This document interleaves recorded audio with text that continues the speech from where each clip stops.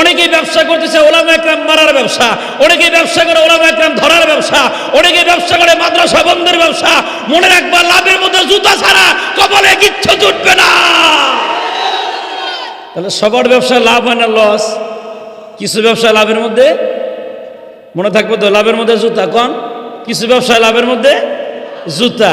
কিন্তু আর আমার আল্লাহ কয় এমন ব্যবসার কথা তোমাদেরকে শিখাচ্ছে, এমন ব্যবসার কথা বলে দেই, শোনো, ওই ব্যবসা করলে জাহান্নামের শক্ত আযাব থেকে বেঁচে যাবা। সুবহানাল্লাহ বলেন না? এজন্য বাজানে খুব গভীর মনোযোগ। রব্বি কারীম বলেন, ইয়া আইয়ুহাল্লাযীনা আমানু হাল আদুল্লুকুম আলা তিজারাতিন তুনজিকুম মিন আযাবিন আলীম। আল্লাহ রাব্বুল আলামিন বলে, গোলাম, এমন একটা ব্যবসার কথা তোমাদেরকে বলে দিলাম, ওই ব্যবসা যদি কোনো তৃণমূল মানুষ থেকে শুরু করে, যত বড় মানুষ বলো, বৃদ্ধা আবাল বনিতা যারা, যে বা যারা আমার সেই ব্যবসা করবে, আল্লাহ রাব্বুল আলামিন বলেন, তুনজিকুম মিন আযাবিন আলীম, ওই ব্যবসা করার কারণে ওই মানুষটা শক্ত আযাব থেকে বেঁচে যাবে। সুবহানাল্লাহ। এখন আমরা রব্বি কারীমকে জিজ্ঞাসা করলাম, ব্যবসাটা কি? কিসের ব্যবসা? রব্বি কারীম বলেন, তুমিনুনা বিল্লাহি ওয়া রাসূলিহি ওয়া তুজাহিদুনা ফি সাবিলিল্লাহ।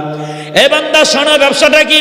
তুমিনুনা বিল্লাহ, ব্যবসাটা হলো আল্লাহর উপরে ঈমান আনা, ওয়া রাসূলিহি, এবং তার রাসূলের উপরে ঈমান আনা, আল্লাহর উপরে বিশ্বাস স্থাপন করা, এমনকি তার রাসূলের উপরে বিশ্বাস স্থাপন করা। ওয়া তুজাহিদুনা ফি সাবিলিল্লাহ, আর আল্লাহর রাস্তায় জিহাদ করা। তিনটা অপশন। আল্লাহ রাব্বুল আলামিন বলেন, এই যে ব্যবসার কথা শিখিয়ে দিলাম, শোনো, এক নাম্বার হলো রব্বে কারীমের উপর বিশ্বাস স্থাপন করা, নাম্বার 2 রাসূলের উপর বিশ্বাস স্থাপন করা, নাম্বার 3 নিজের জান এবং মাল দ্বারা আল্লাহর রাস্তায় জিহাদ করা। কয়টা? এই যে তিনটা। এক নাম্বার, আল্লাহ রাব্বুল আলামিন বলেন, ব্যবসার পদ্ধতি শিখে নাও। তুমিনুনা বিল্লাহ, তোমাদের ব্যবসার এক নাম্বার পুঁজি হলো আল্লাহর উপরে বিশ্বাস স্থাপন করা, আল্লাহর উপরে ঈমান আনা। আর আল্লাহর উপরে ঈমান আনতে হলে আল্লাহর তিনটা জিনিসকে মেনে নিতে হয়। এক নাম্বার হলো আল্লাহ তাআলার সিফাতে যত গুণ আছে এটা সহ আল্লাহকে বিশ্বাস করা। নাম্বার 2, আল্লাহর জাতের ভিতরে বিশ্বাস স্থাপন করা, আল্লাহর আগেও পরে কেউ নাই, আর আল্লাহর কোনো সন্তানও নাই, এ কথা মনে প্রাণে বিশ্বাস করার নাম হলো আল্লাহর উপরে ঈমান। এজন্য বাদান দিলের কানে কথাগুলো বোঝার চেষ্টা করি। আল্লাহকে কেমনে বুঝবেন? সৃষ্টি দেখে স্রষ্টা চেনা। বলেন তো কি বলছি? সৃষ্টি দেখে স্রষ্টা চেনা। আল্লাহর বড় বড় সৃষ্টি দেখে, অথবা ক্ষুদ্র হতে পারে ছোট্ট ছোট্ট সৃষ্টি দেখে যদি আল্লাহর অস্তিত্ব বোঝা যায়, মনে করবেন আপনি এই দুনিয়ার আস্তিক। আর যদি মনে করেন আল্লাহ চেনে না, ছোট ছোট জিনিস দেখার পরও বলে যে জিনিস দেখা যায় না ওইটা বিশ্বাসও করি না, এটার নাম হলো নাস্তিক। তাহলে যেটা আল্লাহর জাতকে বিশ্বাস করে এটা হলো আস্তিক, আর যেটা বিশ্বাস করে না ওইটার নাম হলো নাস্তিক। এখনো দেখবেন নাস্তিকের অভাব নাই। ওরা কয় যে জিনিস দেখা যায় না ওটা আমরা মানিও না। আরে বেটা, তোর বাবার লগে তোর মায়ের বিয়ে হয়েছে, তুই কি দেখছিলি? ওই নাস্তিককে জিগাইবেন, তোর মায়ের লগে যখন তোর বাপের বিয়ে হয় তুই কি দেখছস? কয় দেখি নাই। তোর মায়ের কাছে শুনছস? হয়তো শুনে বিশ্বাস করছস কে? জবাব আছে? মোটেও নেই। এজন্য বাদান খুব গভীর মনোযোগ।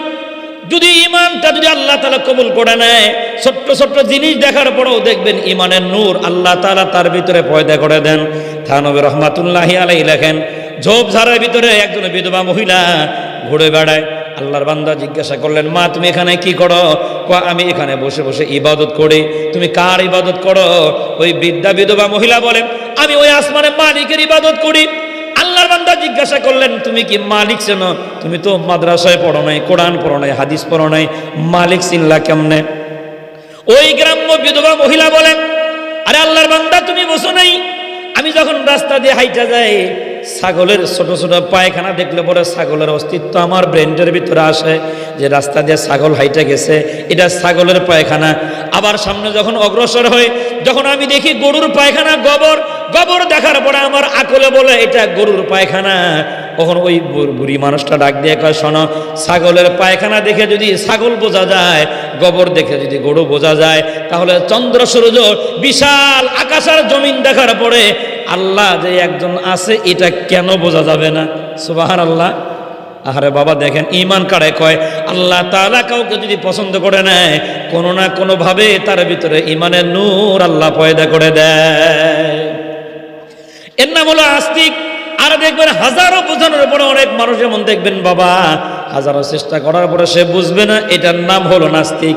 আল্লাহ রাব্বুল আমিন বলেন ঈমানদার কারা, আমার উপরে ঈমান আনে কারা, যারা আমার জাতিগত নামের উপরে বিশ্বাস স্থাপন করে আর আমার উপরে বিশ্বাস স্থাপন করার পরে আমার যত গুনাহগুণ আমার যত সিফতি নাম আছে সবগুলাকে মানে এবং এটার উপরে বিশ্বাস স্থাপন করে, এর নাম হলো ঈমান। আমরাও কিন্তু আল্লাহর উপরে ঈমান আনি কিন্তু আল্লাহর সিফতি নামের ভিতরে অনেকগুলাকে আমরা বাদ দিয়ে দিই বাবা, এর নাম হলো শিরক। বুঝবেন কেমনে? আল্লাহ তাআলার একটা নাম হলো রাজ্জাক, রিজিক দাতা কে? আরে বাবা আওয়াজ দিয়ে বলেন রিজিক দাতা কে? রিজিক দাতা আল্লাহ। এটা আমরা মুখে মুখে স্বীকার করি, এটা কিন্তু ৭০ ভাগ লোক হয়, ৭০ ভাগ লোক স্বীকার করে যে হ্যাঁ রিজিক দাতা আল্লাহ, কিন্তু মনে প্রাণে কোনো ব্যক্তি স্বীকার করে না। ওরা জিজ্ঞাসা করবেন কেমন আছো, না মোড়ে বাইসে আছি, আল্লাহ বাঁচাইছে, ছেলেটা ইটালি পাঠাইছিলাম, নাইলে তো আমি শেষ। তাহলে ঠিক আছে তো, তাহলে ওর ঈমানের ভিতরে দুর্বলতা আছে না নাই? আবার দেখবেন কয় ও মিয়া তোমার কি অবস্থা, কয় 4 বছর ধরে বিয়ে করছি বাবা, বাচ্চা কাচ্চা হয় না। তখন তাহলে বাচ্চা পাইলে কেমনে? কয় 4 বছর পরে একজনে কয় মাজারে যাও, গত বছর গেছিলাম মাজারে, বাচ্চা হয়ে গেছে। নাউজুবিল্লাহ কয় না। তাহলে মাজারওয়ালা কি বাচ্চা দেওয়ার কন্ট্রাক্টারই নিল? তাহলে ওর এই কন্ট্রাক্টারটি কে দিল? তাহলে আমার জাতি এটা কেন বোঝে না যে মাজারে যাওয়ার পরে বাচ্চা যদি হয় তাহলে মাজারে যে পিসাব ওর মা কোন মাজারে যে ওরে আনছে? কথা বোঝেন নাই মনে হয়। তাহলে কি বুঝেন? মাজারওয়ালার কোনো ক্ষমতা, মাজারওয়ালার কোনো ক্ষমতা নাই। আবার অনেকে দেখবেন নির্বাচন আগে বোর্ডে পাস করার জন্য মাজারে যায়, যায় না? অনেকে যায়। আবার দেখবেন অনেকে আবার এরকম আছে ব্যবসার উন্নতির জন্য যায়, অথচ রিজিকের মালিক রব্বে কারীম বলেন ওমা মিন দাব্বাতিন ফিল আরদি ইল্লা আলাল্লাহি রিজকুহা। আল্লাহ রাব্বুল আমিন বলেন পৃথিবীর ভিতরে এমন কোন বিচরণশীল প্রাণী নাই যেই প্রাণীর রিজিকের ফয়সালা আল্লাহ না করেন। সবার রিজিকের ফয়সালা কে করেন? আল্লাহ করেন। এজন্য আল্লাহর নাম যে রাজ্জাক, তার সিফতির নাম সবগুলা মনে প্রাণে বিশ্বাস স্থাপন করার নাম হলো আল্লাহর উপরে ঈমান। যদি আমরা মনে করি আল্লাহ আমাদের হায়াত দাতা, এটা বিপদে পড়ে স্বীকার করি বাবা, কিন্তু মনে প্রাণে কোনো ব্যক্তি আজ পর্যন্ত এই কথা স্বীকার করে না আমার হায়াতের মালিক, আমার মৃত্যুর মালিক, আমাকে বাঁচায় রাখার মালিক, মৃত্যুর পর আবার জিন্দা করার মালিকের নাম আল্লাহ রাব্বুল আমিন কালামে হাকিমের আরেকটা আয়াতে কারিমার ভিতরে বলেন কুল ইন্না সলাতি ওয়া নুসুকি ওয়া মাহইয়ায়া ওয়া মামাতি লিল্লাহি রাব্বিল আলামিন। আল্লাহ রাব্বুল আমিন বলে গোলাম বলো নিশ্চয় আমার নামাজ, আমার রোজা, আমার কুরবানি, আমার বেঁচে থাকা, আমার মরে যাওয়া সব কিছু কার জন্য? লিল্লাহি রাব্বিল আলামিন। এই সব কিছু বিশ্বের প্রতিপালক আল্লাহ রাব্বুল আলামিনের জন্য। এই কথা বলে যারা, তারা হলো আস্তিক, আর এটার উল্টা যারা, তারাই হলো নাস্তিক, যারা আল্লাহ মানে না। এরকম একজন নাস্তিকের সাথে ইমামে আজম আবু হানিফা রাহমাতুল্লাহি আলাইহির সাথে একটা বাহাসের ডেট হয়ে গেল। ইমামে আজম আবু হানিফা রাহমাতুল্লাহি আলাইহি বলেন আগামী এত তারিখে একটা ডেট দেওয়া হলো, ওই দিন তোমার সাথে বহস হবে, তুমিও আসবা আমিও আসবো। নির্ধারিত টাইমের অনেক পরে গেলেন, ইমামে আজম গেলেন অনেক পরে। ওই নাস্তিক ডাক দেখা তোমার সাথে কোনো বহস নাই, যে লোকের জবানের কোনো দাম নাই তার সাথে আবার বহস করে কেমনে?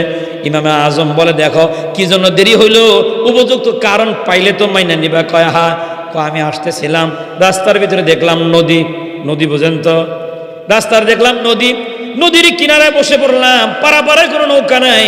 হঠাৎ করে দেখি কোত্থেকে যেন একটা বিসি আসলো, বিসি ভাইটা একটা গাছ হয়ে গেল, গাছটা বড় হয়ে গেল, কোত্থেকে কড়া দেয় সে গাছটারে কাটলো, তক্তা বানায় নৌকা বানাইলো, কোনো তারকাড়া ছাড়া মিস্ত্রি ছাড়া নৌকা হয়ে গেল, মাঝি ছাড়া ওই নৌকা দিয়ে আমি পার হয়ে এই পরে আসলাম, এই জন্য আসতে দেরি হয়েছে।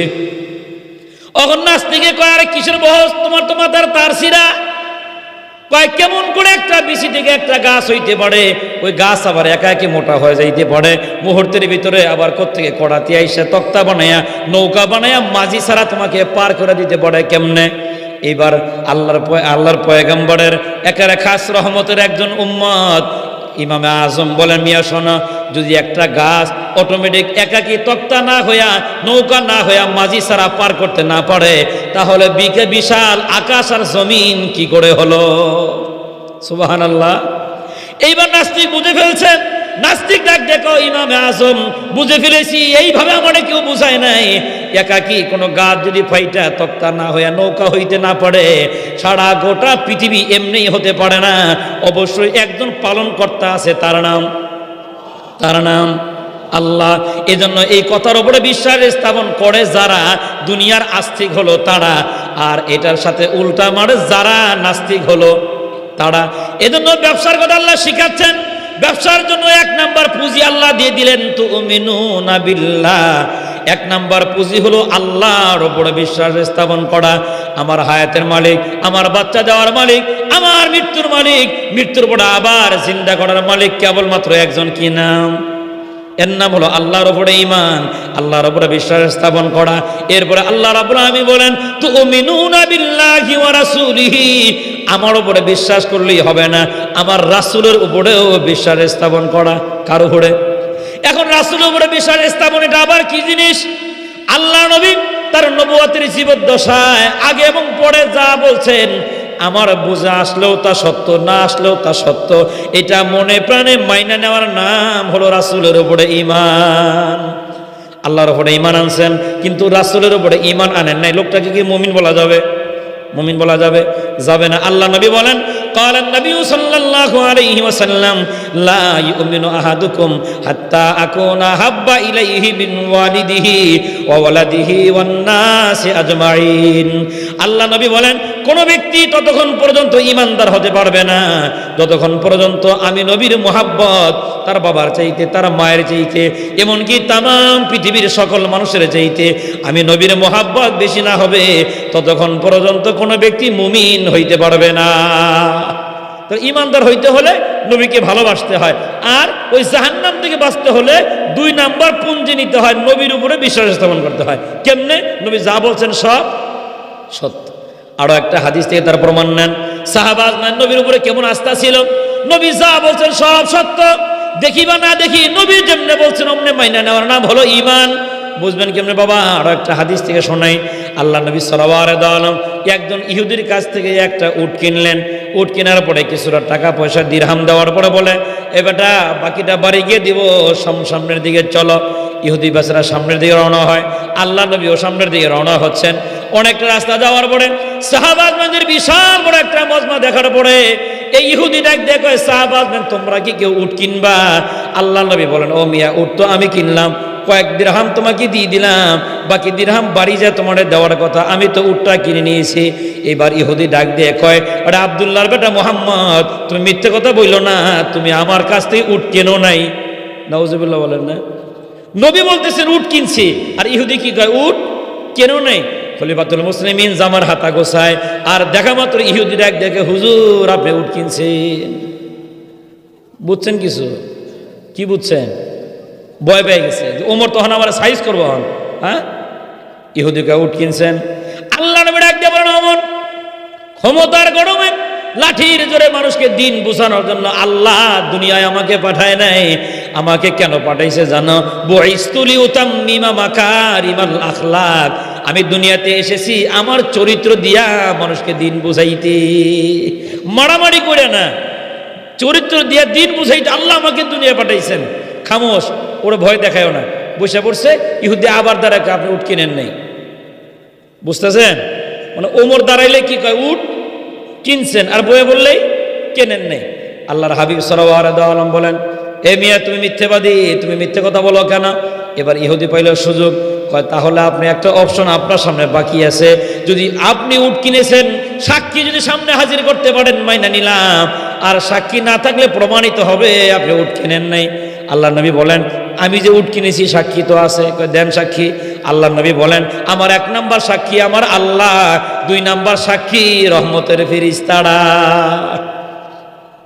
কারণ ইহুদি কয়, যে জিনিস দেখা যায় না আমি ওই সাক্ষীও মানি না, আমি ওই যে আল্লাহ এই সাক্ষী মেনে নিলাম। আপনি বলছেন রহমতের ফেরেশতারাও সাক্ষী, রহমতের ফেরেশতা দেখাও যায় না, আমি ওই সাক্ষীও মানি না। খলিফাতুল মুসলিমিন আবার দাঁড়ায় গেছেন, ওমর নবীজি একবার শুধু অনুমতি দেন, একটা সাক্ষীও লাগবে না, ও তো মানবো, ওর বাপেও মানবো। আল্লাহ নবী বলেন, ওমর আবার খামোশ হয়ে যাও, ওটা ধমক দিও না। খলিফাতুল মুসলিমিন বসে বললেন, কিচ্ছু না বলে আল্লাহর হাবিব বললেন, মিয়া দ্বিতীয় নাম্বার সাক্ষী যদি না মানো তাহলে তো আমি মিথ্যে প্রমাণিত হই। আল্লাহ নবী সাল্লাল্লাহু আলাইহি নবী সোজা আকাশের দিকে তাকায় আছেন। বাজান বুঝে থাকলে বলবেন, কোন নবী আকাশের দিকে তাকায় আছেন এই মুহূর্তের ভিতরে কেউ না জানলেও জানতেছেন কি? আল্লাহ নবী বিশ্ব নবী মুহূর্তের ভিতরে কি চাইতেছেন, আল্লাহর হাবিবের মনের ভিতরে কি বেদনা, দুনিয়ার কেউ না জানলেও কে জানে? আল্লাহ রাব্বুল আমিন ঠিকই জেনেছেন। আল্লাহ রাব্বুল আমিন জিবরাইলকে বলে, জিবরাইল তাকায় দেখ কোন নবী আকাশের দিকে তাকায় আছে। বন্ধুর মনের ভিতরে বড় বেদনা, আমার পয়গম্বর উট কিনে আনছেন, আমার সাক্ষী ওটা মাইনা নিছে। জিবরাইল এ তাড়াতাড়ি যা আমার বন্ধুর চোখের পানে মুছে ফেল, এটা আমার বলো ভালোবাসার উম্মত, সুবহানাল্লাহ, এটা আমার ভালোবাসার গোলাম। আল্লাহ রাব্বুল আমিন বলেন, আমার পয়গম্বরকে সান্ত্বনা দিয়ে বলো, পয়গম্বর মনের ভিতরে যেন কষ্ট না নেয়, আমি আল্লাহ আমার পয়গম্বরকে ভুলি নেই, বাকি ফয়সালাটা আমি আল্লাহ সামনে করার ব্যবস্থা করতেছি, সুবহানাল্লাহ। আল্লাহ রাব্বুল আমিন খুশি হয়ে জিবরাইলকে বলে, জিবরাইল তাকায়া দেখ এমন একজন মানুষ আকাশের দিকে তাকায়া সাক্ষীর অভাবে চেহারাটা মলিন করে আছে। ওরে জিবরাইল তুই জানোস না, আমার এই বন্ধু যখন তার মায়ের পেটের ভিতরে ছিল, আমি আল্লাহ বন্ধুর ভালোবাসায় তখনও আমি আল্লাহ তারে ভুলি নেই, সুবহানাল্লাহ। বাজান খুব দিলের কানে কথাগুলো বুঝি। এই জমিনের ভিতরে যতগুলা নবী আল্লাহ বানাইছেন, প্রত্যেকটা নবী পৃথিবীতে আসার পরে তাদের বক্তব্য ছিল, ক্বালা ইন্নী আবদুল্লাহ আতানিয়াল কিতাব ওয়া জাআলানি নাবিয়্যা। কেউ জন্ম নিয়ে বলছেন আমি আল্লাহর বান্দা, আমাকে কিতাব দিয়ে তোমাদের জন্য নবী বানায়া পাঠানো হয়েছে। তাহলে তারা জন্ম নেওয়ার পরে নিজেরা স্বীকার করেন আল্লাহ আমাকে নবী বানায়া পাঠিয়ে দিয়েছেন। আর আমার আপনার নবীর ব্যাপারে আল্লাহর নবী বলেন, ওয়া কুনতু নাবিয়্যান ওয়া আদামু বাইনাল মাই ওয়াত তিন। আমি মুহাম্মদ তখনও আল্লাহর আদালতে নবী ছিলাম যখন আদম ছিল পানি আর মাটির ভিতরে, সুবহানাল্লাহ।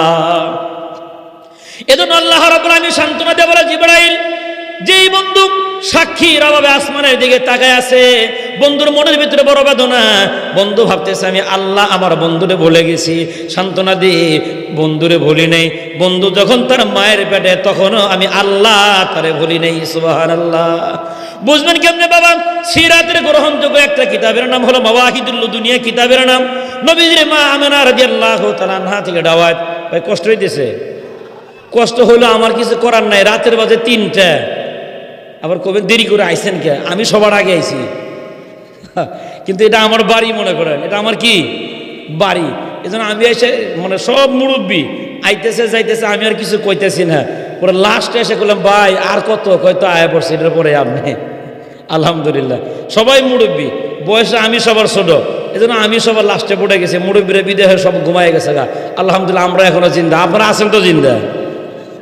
চলবে আর কিছুক্ষণ সময় দিবেন তো ইনশাল্লাহ? কোন ইনশাল্লাহ? ইনশাল্লাহ। আল্লাহ যেন তৌফিক দান করেন, বলে আমিন। দেখেন আমি আপনাকে বুঝাইতে চাইতেছি, নবী তার মায়ের পেটে তখনও আল্লাহর সাথে নবীর সম্পর্ক ভালো না খারাপ? ভালো। সিরাতের কিতাব মাওয়াহিদুল লুদুনিয়া কিতাবে আসছে আল্লাহ নবীজির মা আমেনা থেকে দাওয়াত। মা আমেনা বলেন আমার বিরুদ্ধে আমার নামে নালিশ দায়ের করে দেওয়া হলো আমার শ্বশুরের কাছে, মানে নবীজির দাদার কাছে বিচার দায়ের করা হলো। কিসের বিচার? নবীজির দাদা ছিলেন তদানীন্তন সময়ের আরবের একজন অ্যালার্ট পার্সন, অর্থাৎ নেতৃত্ব স্থানীয় ব্যক্তিদের ভিতরে অন্যতম একজন, মানে মাতাব্বর। মাতাব্বর পর্যন্ত মাতাব্বর। এই বেচারা বিচার আচার করে আইন করে দিছে, স্বামী মারা যাওয়ার পরে সুগন্ধি ব্যবহার করা নিষেধ। শুনতেছেন আমার কথা? আইন গোটা আরবে চলতেছে।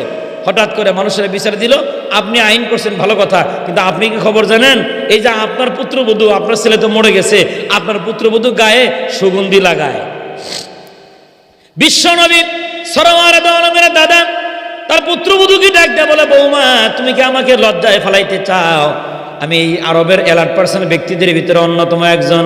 ও বৌমা তুমি বড় আশ্চর্য জান্নাতে কাজ করে ফেললা। আমি নিজে আইন করে দিলাম স্বামী মারা যাওয়ার পরে সুগন্ধি ব্যবহার করা নিষিদ্ধ, তুমি কেন গায়ের ভিতরে সুগন্ধি লাগাও? নবীজির মা বলেন আমার শ্বশুর মশাইয়ের সামনে আমি দাঁড়ায় দাঁড়ায় চোখের পানি ছাড়লাম আর বললাম, আব্বাজান আমার দেহের ভিতর থেকে এই সুগন্ধি ব্যবহার হয় না, আমার দেহের ভিতরে কোনো সুগন্ধি লাগানো লাগে না, সুগন্ধি আমার গায়ে না, সুগন্ধি আমার পেটের ভিতরে। সুবহানাল্লাহ। কি দিলে থেকে কইছেন বাবা? রাত গভীর, ওই নবীর মোহাব্বতের কানে শুনে থাকেন, কাজে লাগবে বাবা। আল্লাহ নবীর মা বলেন, আব্বাজান আপনিও ভালো করে শুনে রাখেন, সুগন্ধি আমার গায়ে লাগাইতে হয় না। এই বাচ্চাটা যেই দিন থেকে আমার পেটের ভিতরে চলে আসছে, আমি যতবার জমিনের উপরে থুতু ফেলাই, আমার থুতু না শুকানো পর্যন্ত আমার থুতু দিয়ে মেশকের সুঘ্রাণ পাওয়া যায়।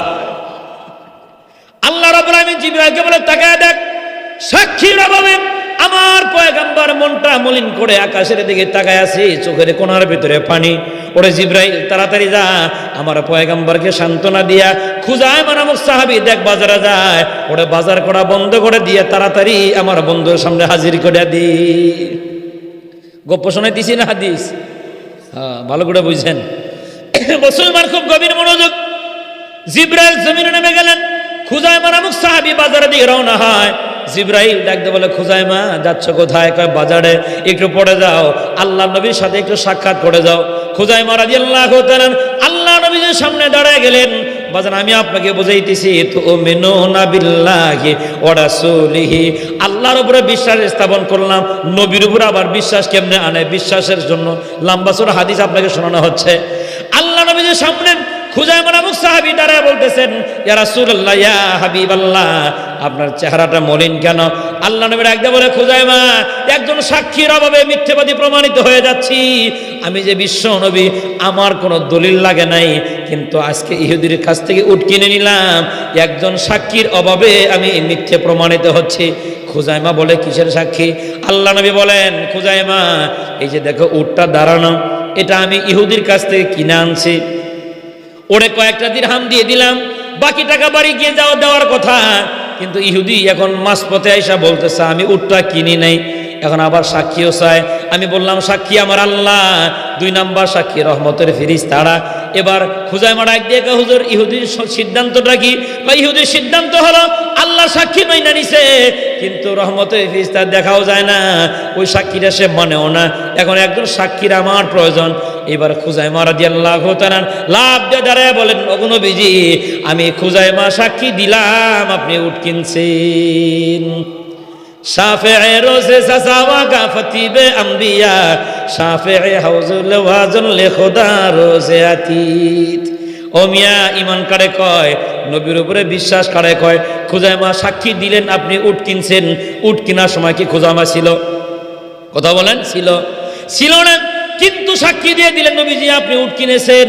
আল্লাহ নবী ডাকদা বলে, খুজাইমা মিথ্যে সাক্ষী দিও না, আমি যখন উট কিনলাম তুমি আমার কাছে ছিল না, লোক মারফতেও তুমি শোনো নাই, আর এখন আইসা তুমি সাক্ষী কেন দিলা?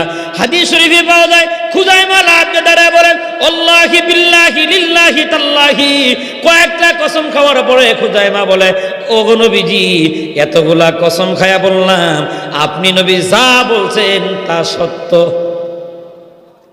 দিল থেকে কইছেন সুবহানাল্লাহ? না দেখেই কসম খায়। আল্লাহ নবী ডাকদা বলেন, ওমর কোথায়? খেজুর গাছের শুকনা ডাল আনো। খুজাইমা মিথ্যে কথা বলছে, কারণ আমি নবী জানি আমি যখন উট কিনলাম খুজাইমা ছিল না, এখন খুজাইমাকে বেতের আঘাত করা হবে। খেজুর গাছের শুকনা লাঠি আল্লাহ নবীর হাতে নেওয়ার পরে খুজাইমা রাদিয়াল্লাহু তাআলা দাঁড়ায় বলেন, ওগো নবীজি মারলে আপনি মারতে পারেন, 1000 বার যদি মরে যাই, 1000 বার জিন্দা হওয়ার পরও 1000 বার বলবো নবী আপনি সত্যবাদী। ওগো নবীজি যতবার জিন্দা হব ততবার বলবো আপনি উট কিনছেন, আপনি নবী মিথ্যে কথা বলেন না। আল্লাহ নবীর একদা বলে, খুজাইমা তুই তোর ইমানের দাবিতে এত শক্তি কেন? তুমি আর এত দাবিতে তুমি নিজেকে এত কন্ট্রোল রাখলা কেমনে? বুঝি নাই। খুজাইমা রাদিয়াল্লাহু তাআলা বলে, হুজুর একটু সময় দিলে লম্বা বক্তব্য দেই। নবী আমার কয়, দিয়ে দিলাম, বক্তব্য দাও। এবার খুজাইমা দাঁড়ায় কয়, হুজুর আমি মুসলমান হয়েছি কিনা? হ্যাঁ তুমি মুসলমান। তো আমি আল্লাহর উপরে ঈমান আনছি কিনা? নবী আমার বলে, হ্যাঁ তুমি আল্লাহর উপরে ঈমান আনছো। খুজাইমা রাদিয়াল্লাহু তাআলা বলেন, ওগো নবীজি আমি আল্লাহর উপরে ঈমান আনার পরে যেই মাত্র আপনার উপরে ঈমান আনলাম, আপনি যেই দিন বলছেন কবরের ভিতরে আযাব হবে, আমি কি কবরের আযাব দেখে ঈমান আনছি না আপনার কথায়? আল্লাহ নবী সাল্লাল্লাহু আলাইহি ওয়াসাল্লাম বলেন, আরে খুজাইমা, তুমি কবরের আযাব দেখে ঈমান আনো নাই, আমি নবীর কথায় তুমি কবরের আযাবের উপরে ঈমান আনছো। খুজাইমা আবার দাঁড়ায় বলে, ওগো নবীজি, আপনি যেই দিন জান্নাত জাহান্নামের বয়ান শুনাইলেন, আমি কি জান্নাত জাহান্নাম দেখে ঈমান আনছিলাম না শুধু আপনার কথায় ঈমান আনছি? নবী বলে, তুমি জান্নাত দেখো নাই, তুমি জাহান্নামও দেখো নাই, তুমি আমার কথায় তুমি ঈমান এনেছো।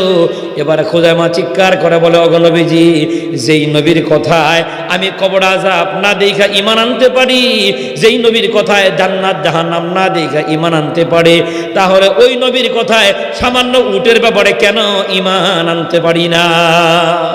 সুবহানাল্লাহ, সুবহানাল্লাহ। আল্লাহর হাবিব সাল্লাল্লাহু আলাইহি ওয়াসাল্লাম সাহাবাগণ শোনো, এই যে খুজাইমার ঈমান এত দামের ঈমান, আমার উপর অগাধ ভালোবাসার বিশ্বাস থাকার কারণে শরীয়তের মাসালার ব্যাপারে দুইজন সাক্ষ্য লাগে। আজকের পরে থেকে আমার খুজাইমা একা যদি সাক্ষী দেয়, আর কোনো সাক্ষী তোমরা খুঁজো না। আজকের পরে থেকে খুজাইমার একজনের সাক্ষী আমি দুইজনের সমান সমান করে দিলাম।